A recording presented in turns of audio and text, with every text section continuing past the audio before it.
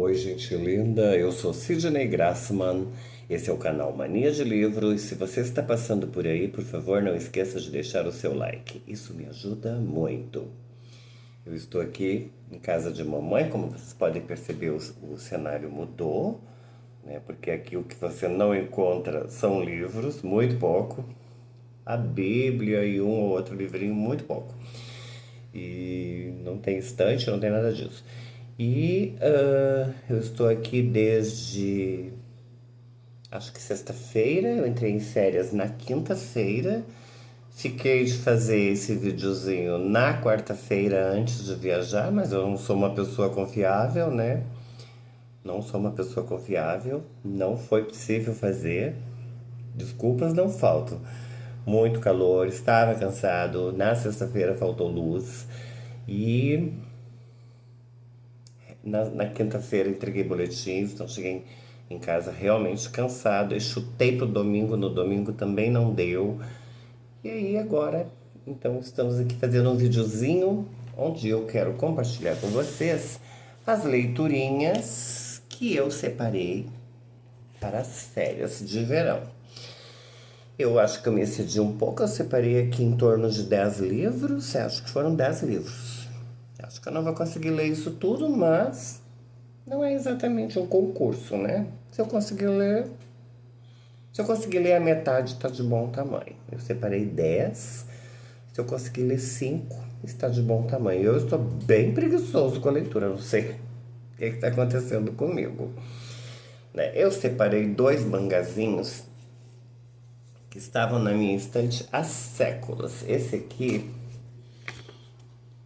nem lembro. Esse aqui eu comprei em 2024. Esse aqui também. Esse aqui, eu não consigo me acostumar com esse jeito de abrir os livros da literatura japonesa, né? Que é de trás para a frente. Esse aqui se chama Boy Meets Maria. Comecei a ler assim que eu cheguei aqui na mamãe. Comecei a ler esse livro.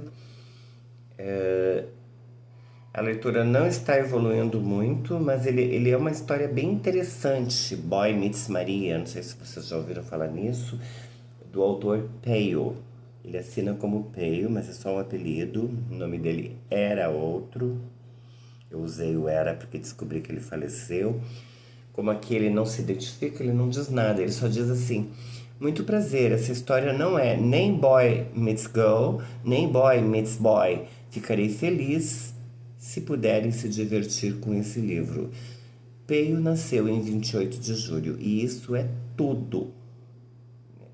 Não tem nem mesmo uma foto. E aí eu fiquei curioso, fui procurar alguma coisa sobre ele na internet e descobri que ele faleceu. Né? E descobri também assim que existem vários pronomes pessoais retos na língua japonesa. Então eu não sei nem se ele é realmente um rapaz. Porque o site que fala sobre o Peio é em inglês, não encontrei nada em português sobre ele, traduzido direto do japonês. Como eu não leio japonês, fiquei sem saber se ele é um rapaz, se ele é uma moça. Também a causa-mortes não foi divulgada, a família não divulgou a causa-mortes. Ele morreu muito jovem, com 23 anos, e acho que escreveu pouca coisa.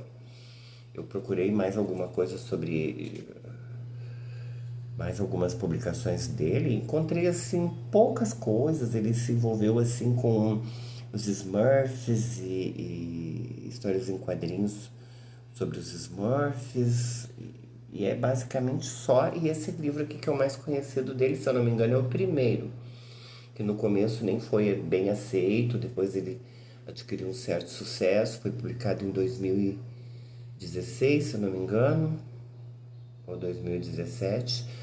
Eu sei que ali por 2020 o Peio faleceu. Né? A história Boy Meets Maria é uma história interessante. Eu é que estou de uma vontade mesmo, porque a história é bem interessante. Aqui nós temos um rapazinho chamado Taigo, que está no ensino médio, ele quer estudar teatro. Os amigos dele dizem que ele é arrogante, vive fora da realidade, não tem um mínimo senso de si mesmo. É um pouco verdade. Mas ele é uma boa pessoa, só que ele é meio atrapalhado, meio assim.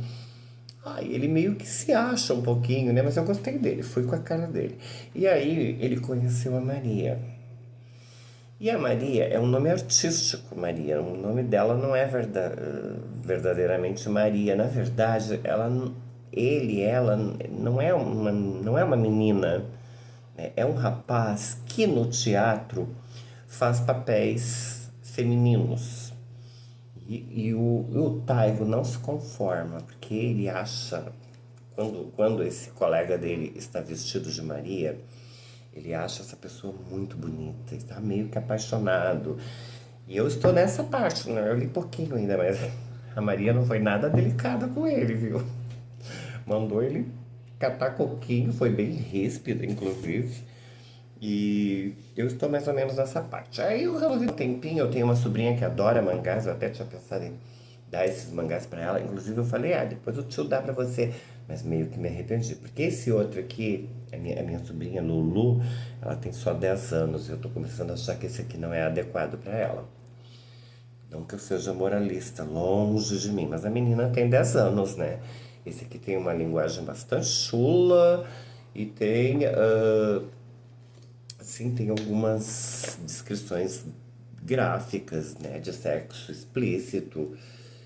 E eu não sei se a Lulu, acho que não é adequado para ela, né? Depois eu vou conversar um pouquinho com ela. Esse aqui se chama Leve e Solto. Olha a capinha, que lindo, que fofo. Estive pesquisando que os mangás é uma parte da cultura japonesa bem complexa, com muitas subdivisões. Eu até anotei. Tem, por exemplo, o mangá voltado para LGBT, que aqui no Brasil a gente chama de LGBT, ele é assim subdividido em diversas categorias que a gente não entende muito, porque a cultura japonesa é bem diferente da nossa. Então, por exemplo, o que é yaoi? Eu encontrei essa categoria que seria assim, eu até achei que era um yaoi, que seria assim um mangazinho juvenil com poucas cenas de sexo e sem muita preocupação com o roteiro. Mas, segundo a minha grande amiga inteligência artificial, leve e solto não se enquadra nisso, se enquadra numa outra categoria. Porque o yaoi é feito para moças e esse aqui não, esse aqui é feito para adolescentes. E tem um pouco de conteúdo sexual. Eu também não entendi muito por que uma história entre dois rapazes, uma história homoafetiva, ela é feita, dirigida para um público feminino. Isso não entrou muito bem na minha cabeça, mas também não estou em condições de questionar nada. Esse aqui, ele tem um outro nome que agora eu esqueci. É um outro nome.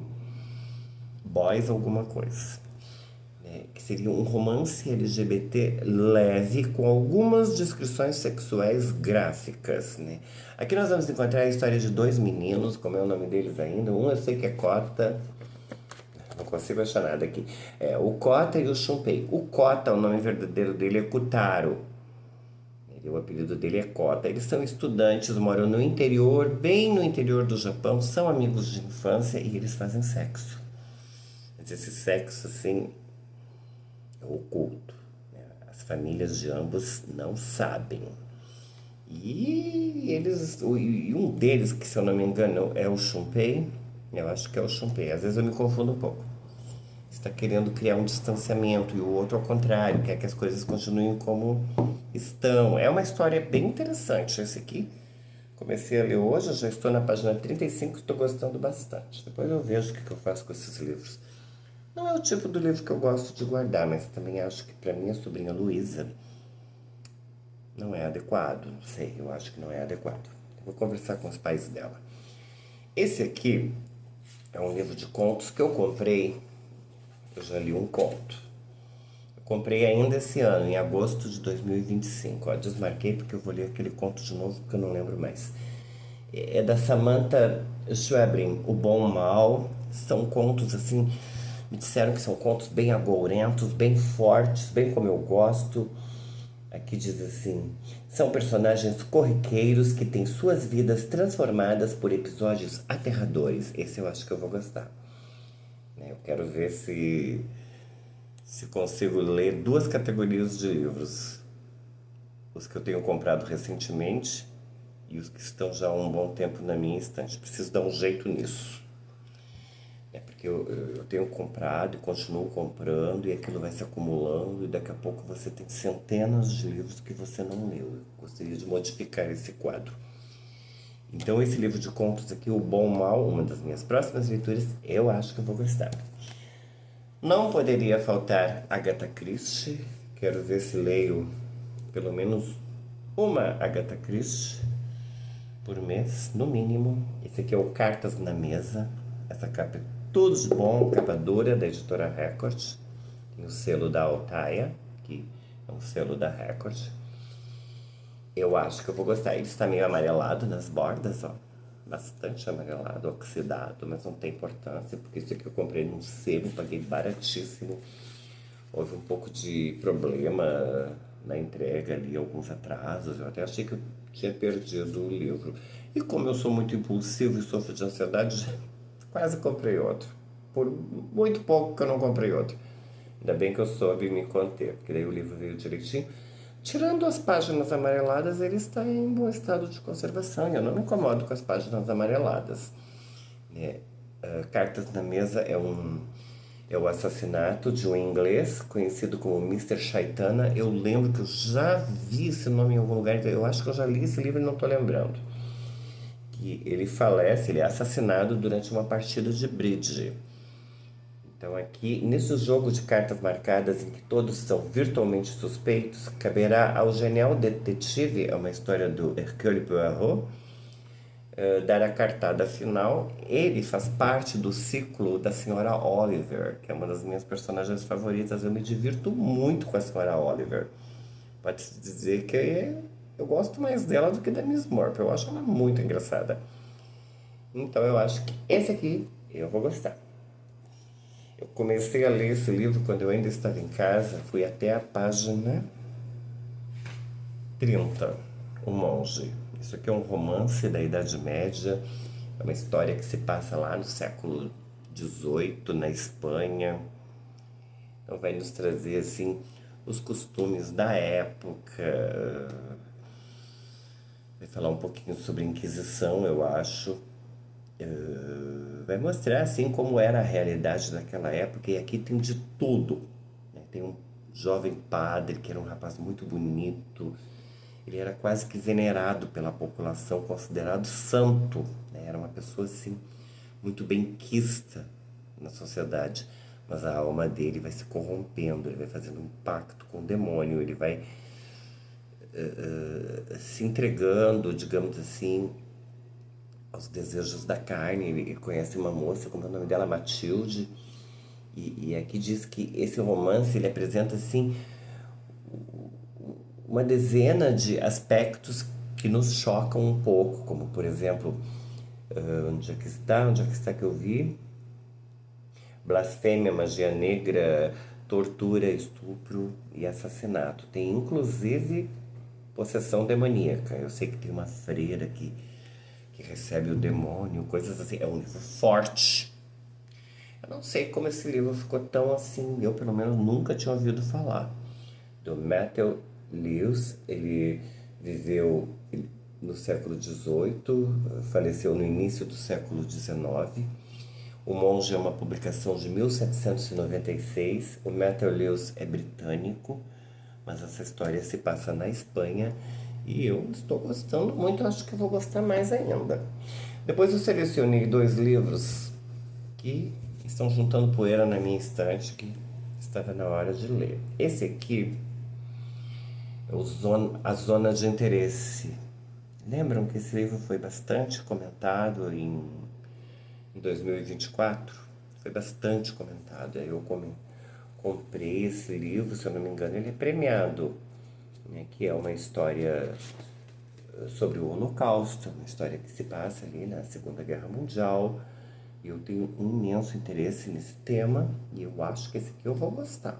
Esse aqui, quero ver se leio o quanto antes. Esse aqui comprei por indicação de uma professora de português que dá aula comigo. É o Criança 44, do Tom Hobbs Smith. Ah, esse aqui é do Martin Amis, Zona de Interesse. E o Criança 44 é do Tom Robb Smith, é um romance, isso se passa na União Soviética, vai nos falar um pouquinho sobre como era a sociedade soviética ali no período pós Segunda Guerra Mundial. Isso aqui eu tenho certeza que eu vou gostar muito desse livro, muito mesmo. É uma história que vai nos falar assim sobre a realidade, o dia a dia, como era a vida na União Soviética, que eu já sei que não era nenhum paraíso, né? Porque tem diversos testemunhos que nos mostram que não era nenhum paraíso a União Soviética. Se fosse boa, teria funcionado. E quero ler, não assim nas férias, eu quero ler ao longo do ano. Isso aqui não é uma coisa para se ler assim e botar na gaveta. Isso aqui é uma coisa para se ler, estudar, refletir. Eu estou falando do A Ciência da Mente, do Ernest Holmes, que foi o criador da Igreja da Ciência Religiosa. Ele é muito bem conceituado. A Louise Hay, que foi uma das grandes, um dos grandes nomes assim da nova era nos Estados Unidos. A Louise Hay, que faleceu, se eu não me engano, em 2017, algo assim, com 90 anos ou mais. Ela teve uma vida longa e ela ajudou muitas pessoas. E ela, a base dela, o pilar dela, era isso aqui, a ciência da mente. Eu li o comecinho, fui até a página 30 e estou gostando muito, muito mesmo. Ele nos ensina a ajustar o que nós falamos que acreditamos com aquilo que nós realmente acreditamos. Porque a vida só funciona a partir daquilo que nós realmente acreditamos. Não adianta você fingir que acredita em alguma coisa, porque se você não acredita, a sua vida vai funcionar a partir daquilo que você realmente acredita. Para algumas pessoas aquilo ali não faz o menor sentido. Para mim, faz. Eu estou pensando, inclusive, em ler ele com bastante calma e ir compartilhando aqui no canal, talvez em um dia específico da semana, se surgir interesse, as percepções sobre esse livro, porque A Ciência da Mente é um livro bastante rico. Essa pérola aqui chegou agora, acho que sexta-feira chegou. É O Luxo, é uma biografia do Denner Pamplona de Abreu. Olha a capa que lindo, capa dura, lindíssimo. O Denner foi um grande estilista brasileiro. Ele deixou todo um legado. Ele, pelo que eu li aqui, ele era engraçadíssimo, divertidíssimo. Teve uma vida curta, ele morreu jovem. O livro dele realmente é um luxo, né? E o jeito como ele escreve é muito divertido. Eu comecei a ler o comecinho e já adorei o começo, vou compartilhar com vocês. Eu comecei há uns 100 anos a ser diferente de alguns que tentam me imitar. Há gente que pensa que para fazer de um vestido uma obra de arte, basta saber desenhar ou ter boa imaginação. Se fosse assim, a alta costura estaria cheia de grandes nomes e as costureirinhas de bairro conseguiriam fazer vestidos mais que aceitáveis. Ele é bastante debochado mesmo. E olha esse comecinho aqui no prefácio. Eu estava em Recife quando resolvi escrever esse livro. A semana havia sido das piores nos últimos meses. Em São Paulo, todo o tempo recusando convites de mulheres que pensam que são granfinas, fugindo de deslumbradas que têm dinheiro, mas não têm classe para frequentar o meu ateliê. Por aí vocês imaginam essa pessoa. Eu teria medo dessa pessoa, mas eu gosto dele, gosto muito. Se eu não me engano, ele era arqui-inimigo do Clodovil, a não ser que eu esteja confundindo, mas eu acho que era assim. Os dois não se brincavam.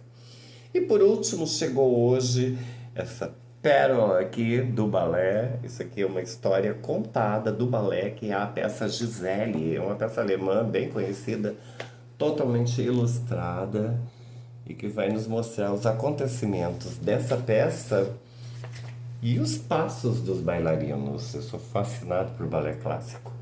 E aqui nós vamos ter a história então da Gisele, que é uma camponesa, que se apaixona por um nobre chamado Albrecht, que se finge de camponês para conquistá-la, e aí coisas vão acontecendo, ela acaba morrendo e voltando na condição de espírito.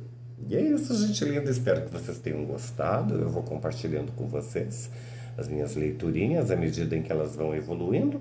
Um beijo no coração de todo mundo e que vocês tenham assim aquela semana todinha feita de luz.